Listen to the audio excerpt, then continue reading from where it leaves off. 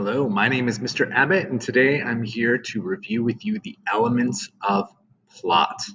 And so, in today's lesson, I'm going to be taking a look at what the basic parts of a story are and how you can use those parts to make your story better. And so, there's going to be some essential vocabulary that hopefully you know by the end of the lesson. If you already know what these terms mean, it means you're off to a good start. You might be able to move straight to the homework. But you need to know the terms of plot, exposition, rising action, inciting incident, climax, falling action, resolution, internal conflict, and external conflict. And so just to start off, we need to understand what I mean when I say plot. What is a plot?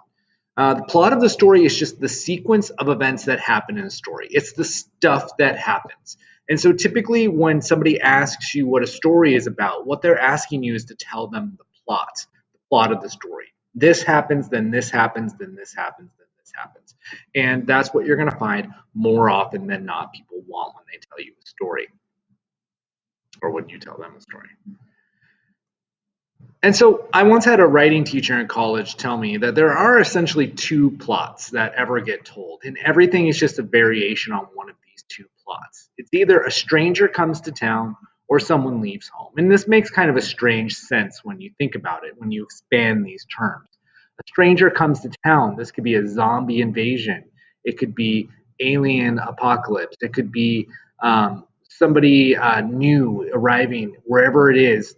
Stranger is an open term and town is an open term, but like somebody new comes into somebody's life. And then the other option is someone leaves home. And this is either the point of view of somebody who's leaving home, either physically or metaphorically, and going somewhere new, or it's just the point of view of somebody at home who has to deal with somebody who's left. But pretty much most stories fit into one of those two molds. And if you can find a plot that's different than those two, or doesn't fit into one of those two categories, that is actually still an interesting story, I'd be interested to hear about that. But I think really these are the two stories that human beings really enjoy telling the most. And so when we're looking at plot, we can compare it to a fireworks display. So you're going to see pictures of fireworks throughout this presentation because it's going to show the different parts in a way that's kind of metaphorical to help you understand. And so the introductory part of the story, it sets the tone of the story, it describes the setting, introduces the characters, and sets up the problem or the conflict. This is called the exposition. And this is like going somewhere and seeing that they have their fireworks set up. You're like, oh, okay, I think I know what's going to happen here. Eventually, they're going to light the fuse and these fireworks are going to blow up, right? And so the exposition just gets your reader ready to interact with your story. It gets them on the same page, being like, okay, these are the characters. Here's what's probably going to happen. Here's the world that they live in.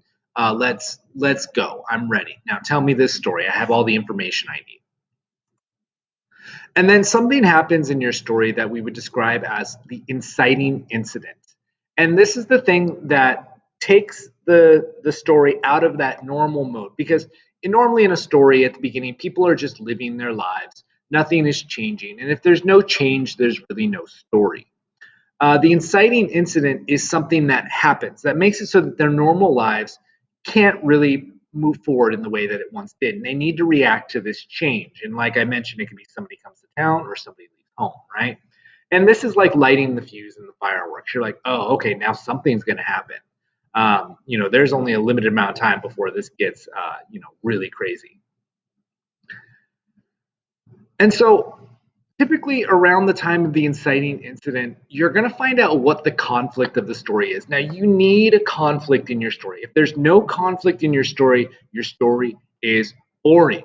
It's going to lose your reader's attention. And as I've mentioned before to some of you, boredom is one of the main struggles you're going to fight about against as a narrative writer. If people think that their time could be better spent doing something else, they're going to go do that something else instead of read your story. And one of the ways that you're going to get them interested in your story and make them feel like your story is valuable is to set up a good conflict. And it's a struggle really between two opposing forces. But conflict is a little bit more nuanced than just two opposing forces because that makes you think that it's like always has to be two armies or two sides.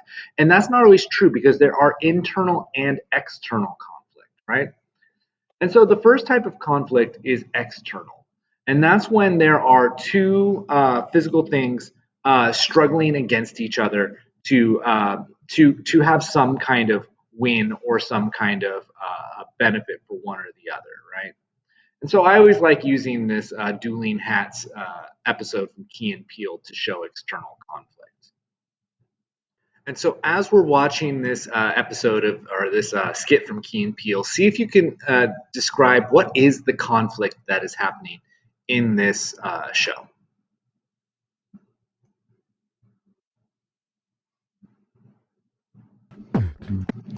All right. Two things will happen.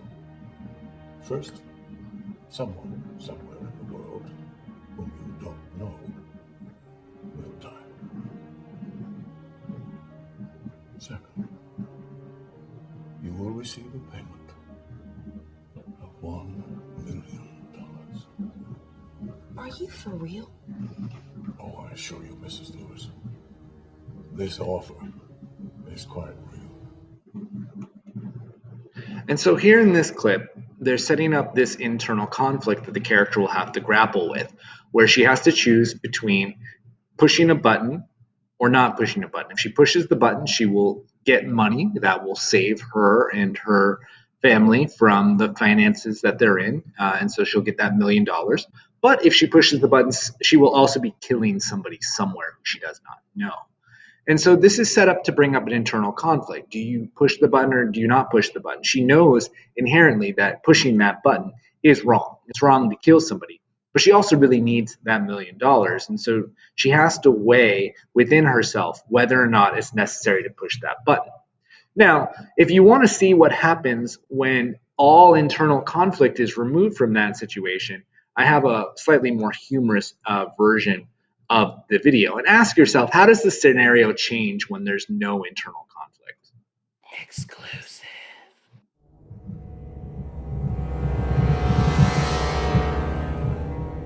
Mr. Matheson, I know that you are in financial trouble. This box may be the answer to your problem. If you push this button, two things will happen.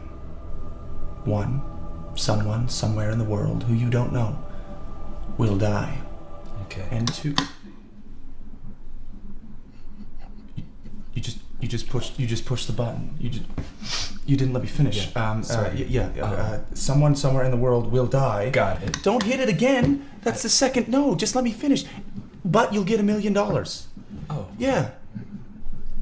Okay. Great. That's great. Yeah, you just hit it 3 times. You killed 3 people. Wonderful. Can I have my $1 million? It was supposed to be like a moral puzzle. Solved. Yeah, no, that's not how you solve the puzzle. It's not that kind of puzzle. I don't. You just killed 4 people. Okay. Do you understand that? Yes. You killed 4 people. You hit the 4 times. What? Is that? Should I Don't up? hit it again. Round You just up? okay. No, don't round up. Round up? Round up to 5? what? 5? To 5? I don't understand. You don't want to kill. Just okay. Where's Look. the? Yeah, here. Okay. Here's your $1 million. There you go. Why'd you hit it again? Why'd you hit it again? I would like a second $1 million, please. It doesn't work that way. You just get $1 million. Take it. No deal. That's not what? No, what deal? What? I choose the box. Stop hitting the button. You're not choosing the box. You don't get the box. The box isn't part of the deal. Ow! My finger got caught in this box. Don't. All right. And so you can see when there's no internal conflict, people just do things and they don't care about the consequences. They don't really have any kind of morals or standards to live up to. It's just things happen, right? And so internal conflict can make a story really interesting because if you can get your reader to relate to the problem that's at hand. And so once that inciting incident has set up the conflict and set up the story, you start into what's called the rising action. And this is the biggest chunk of the story. And typically this is filled with complications that build suspense, make it more exciting. It makes the story, you want to keep reading it to find out what happens.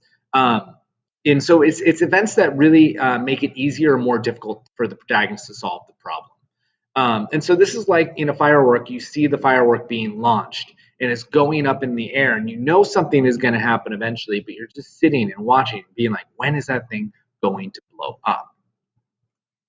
which brings us to the climax. And this is like the explosion of the firework. And this is the highest point of tension in the plot, where the reader is most interested and doesn't really yet know the outcome, but they can see which direction the story is heading.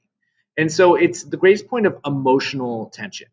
And when the climax happens, you're like, oh, okay, I can see where this is ending, but the story is still very much going. It's still very much intense and suspenseful. But you can see that it's on the downhill slope now, and that the protagonist is going to come through, and you get a general idea of how they're going to do it. The falling action can also be kind of a big part of the story, and this is the part where you see the protagonist kind of cleaning up all the problems. Typically something has been solved, and now the action is coming down. Things are starting to get resolved. Loose ends are starting to get tied up, and the story is really kind of coming to an end. And so the falling action is like the smoke after the firework. You can still kind of see it. There's a little bit of a glow, but the main big thing has happened and it's over. And then the resolution is just where the story is left off. And here I have a picture of used fireworks. That's pretty much all that's left. And it's where the stories are left. The characters have kind of gone back to their lives. And what has changed after the story? What has happened to the character due to everything that's happened in the story? And so they might reflect on their lives, or they might have changed, or they might be able to face some other problem that they couldn't face before.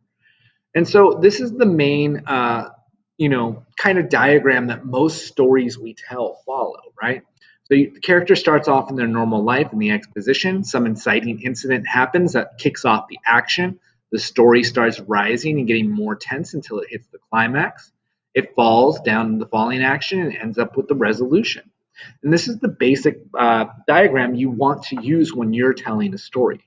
If you're not using this diagram to your own purposes, you're not really telling the story as fully as you can. All right, let's take a look at your practice assignment for Lesson 2, Plot Building. In this, I want you to get a little bit of practice here, brainstorming a plot and writing 2 of the essential elements of that plot. And so the goal is to really, just practice what is it like to write an element of the plot. And so if you scroll down, you'll see there's a little graphic organizer here that you can use. And the first thing I want you to do is I want you to just plan out a story, just a sentence or 2, describing what the conflict is, what the exposition is, what the inciting incident is, the rising action, climax, falling action, resolution, right? So just plan out a story.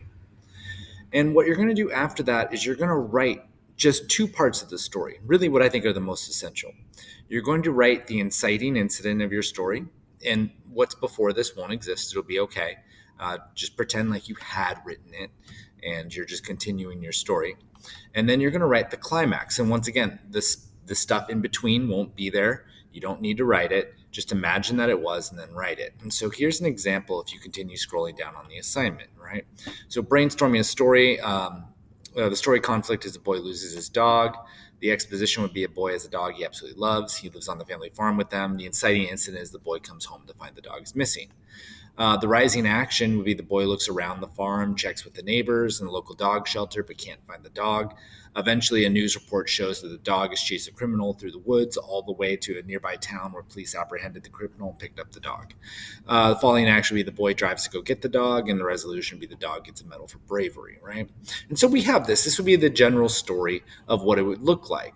Now, let's just practice writing 2 of those parts, the inciting incident and the climax. These are 2 of the pieces of your plot that you almost never want to skip. And so down here, I just wrote a brief part of the story. I was writing it as though it were the story with dialogue and characters and everything like that. I'm writing it as a narrative here, as though I were to just go, imagine that there's a big long story and I just picked this little piece out. That's the inciting incident. And then I wrote a climax to the story. Once again, imagining there's a big, longer story. the rest of the story doesn't exist, but I'm pretending that it does. And so what I want to see here is, can you write the inciting incident of your story? Can you write the climax of your story? These are really two of the most essential parts of your plot. And so this is your assignment to practice 2 assignment. Can you write an inciting incident and a climax? And can you plan an entire story? The example is here at the bottom of the paper, and make sure you fill out your details here in the graphic organizer. Make a copy for yourself, and this is what you'll turn in as assignment 2. If you have any questions, feel free to let me know, and good luck with your writing.